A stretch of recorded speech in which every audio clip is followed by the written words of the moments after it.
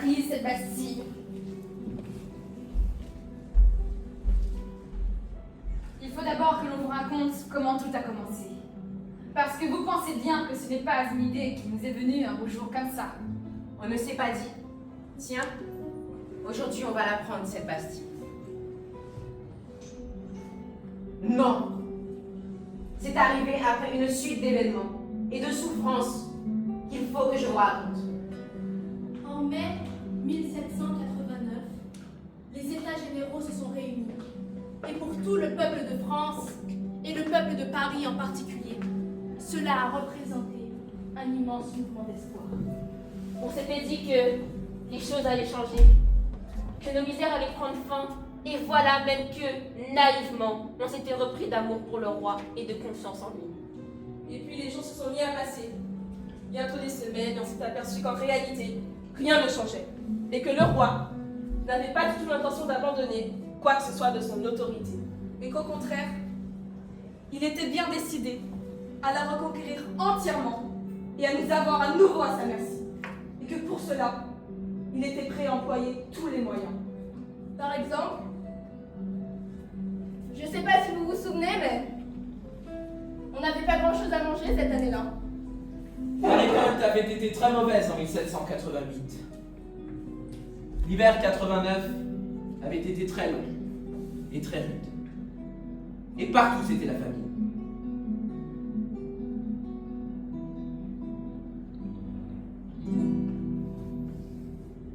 Et à Paris, il fallait faire la queue devant les blanchis pendant des heures. Et il y avait des enfants qui mouraient par centaines. Eh bien voilà que le roi, au lieu de remédier à cet état des choses, comme c'était son devoir après tout, s'est dit qu'au contraire, c'était un très bon moyen pour nous remettre au pas, comme il disait. Et il s'est arrangé pour nous affamer encore davantage. Et il n'y avait plus un chariot de grains qui rentrait dans Paris, plus un chaland de farine sur la Seine, plus rien à manger. Tout était détourné, réquisitionné pour Versailles, pour le roi, pour la reine, pour la cour. Et puis, il en a eu une autre idée. Necker, le ministre. Nous, à tort et à raison, on l'aimait bien, Necker. On le considérait comme notre ami. Après tout, souvenez-vous, c'est quand même lui, Necker, qui avait permis de montrer que l'atroce misère du peuple venait en grande partie de...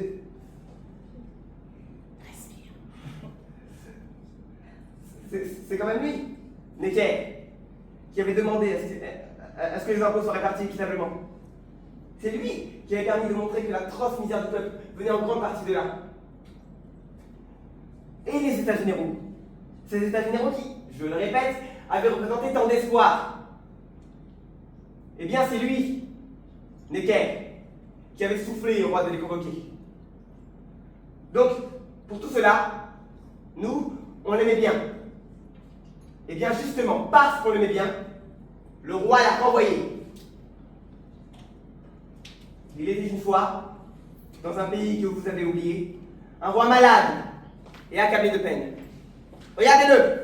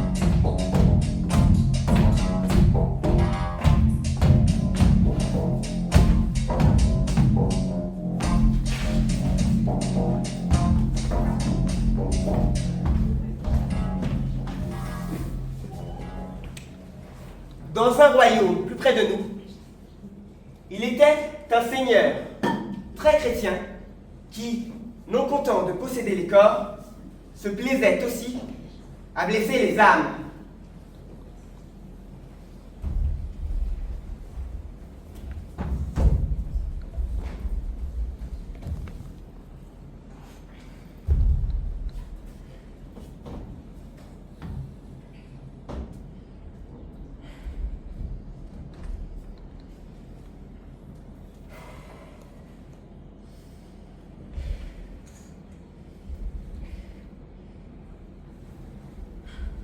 J'ai mal, Marie. Chante, ma petite. Chante. Marie, j'ai mal. Tout est bien prêt, le linge est blanc, l'eau est chaude. Tout va bien. Ça y est, Marie.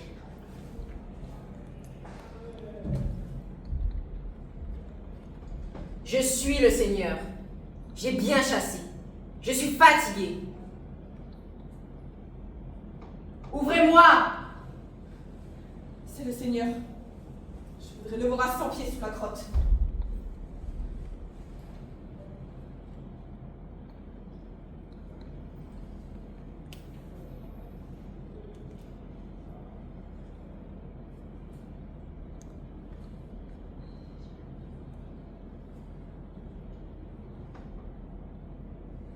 Marie, ma botte, lave-moi les pieds. Nous n'avons pas trouvé d'eau chaude aujourd'hui, mon Seigneur. Marie, ma botte.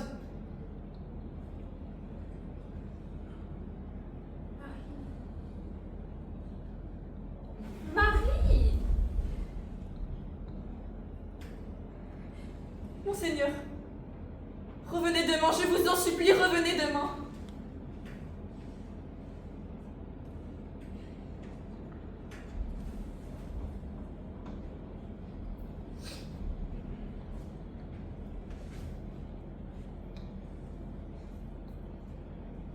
Non. Quelle chasse!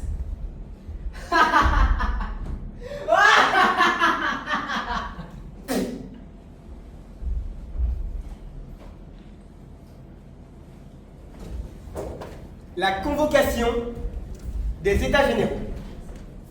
Le roi Louis XVI avait rédigé ce texte, car l'heure était grave dans le royaume.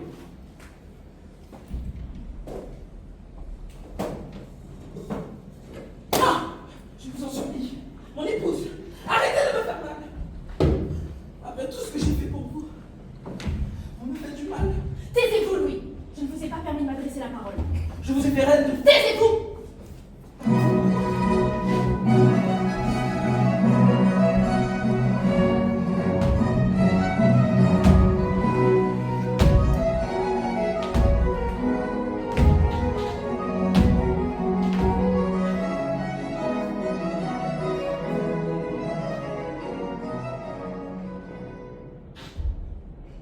Nous, Louis, roi de France par la grâce de Dieu, désirons que des extrémités de notre royaume et des habitations les moins connues, chacun puisse nous faire parvenir ses vœux et ses réclamations.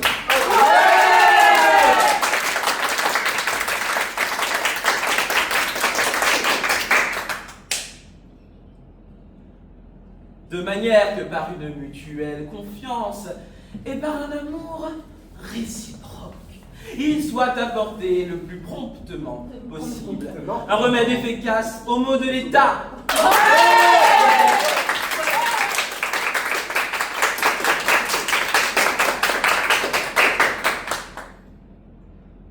Et que nous soit rendu, à nous particulièrement, le calme et la tranquillité dont nous sommes privés depuis longtemps.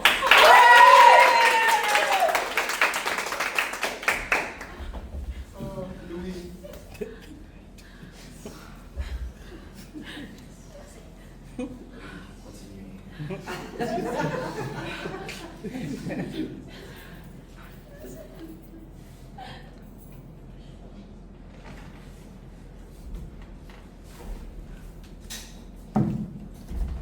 Alors, Dans tout le royaume de France, car c'est bien du royaume de France qu'il s'agit, les douces et merveilleuses paroles du roi firent naître dans tous les cœurs une immense espérance.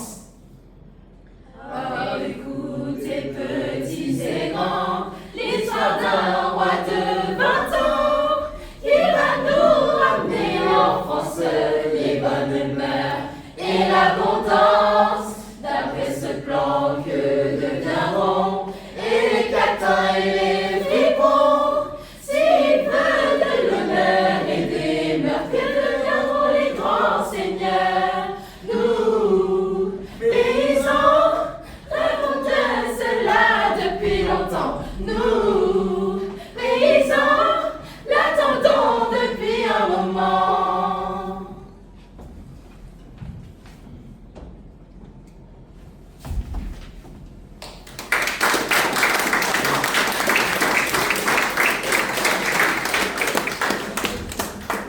Je remercie mes comédiens. J'invite les élèves de la première option à venir saluer avec eux. Ils sont en première. Oui, là sont en première. Voilà, l'équipe Lumina, ce sont des élèves de première option. L'équipe 1789, ce sont des élèves de terminale spécialité théâtre et ils vont présenter ce texte pour le baccalauréat. C'est une œuvre obligée. Donc, on vous a proposé un petit extrait parce que c'est normalement beaucoup plus long. Voilà, donc je les laisse saluer.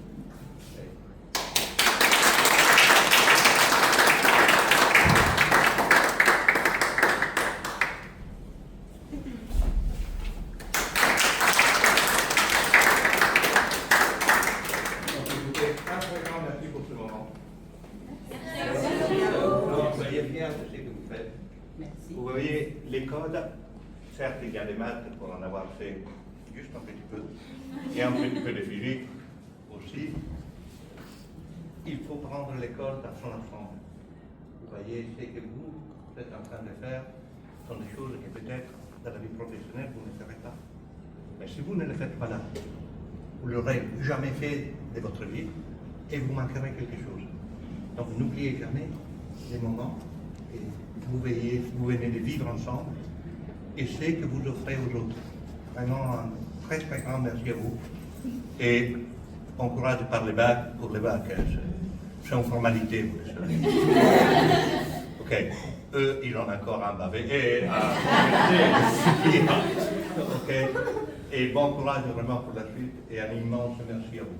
Merci à vous.